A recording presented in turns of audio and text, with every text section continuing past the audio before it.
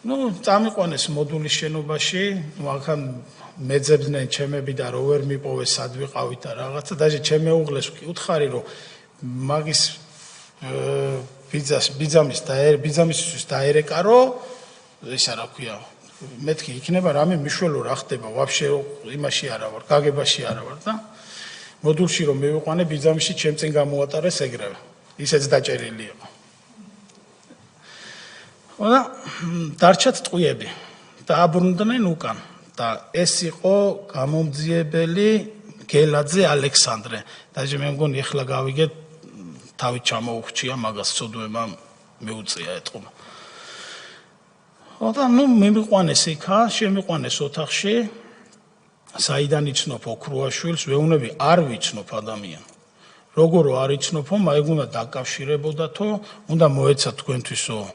ეს ტყვიები ის ავტომატი და ეგეთი რაღაცეები და ან უნდა გადაგვეტრია უნდა გვეყიდა ზილი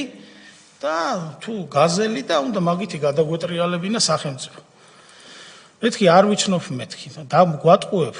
ვიცნობ მეთქი და საიდან იცნობო და ტელევიზიიდან მეთქი აი მაგის თქმა იყო და ბოდიშით და 3 კვადრატიანი მაში რა ქვია ოთახში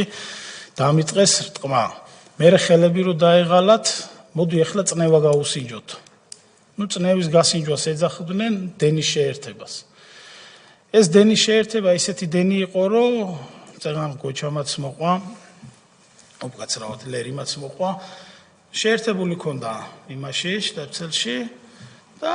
როგორც წნევის აპარატი ზუსტად ეგეთი იყო იმ დონეზე მირტყავდა რომ ეს აქ რომ მეკეთა ეს ხელი თვითონ მირტყავდა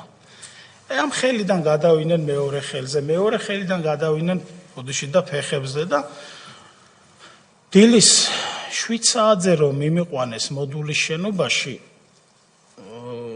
სადღაც ღამის 12 პირველ საათზე ჩაგვიყვანეს ეგრეთ წოდებულ კაპეზაზე რა დროებით იზოლატორში მანამდე მიმდინარეობდა ვარჯიშობდნენ ჩვენზე ელექტროშოკის წამება და ცემა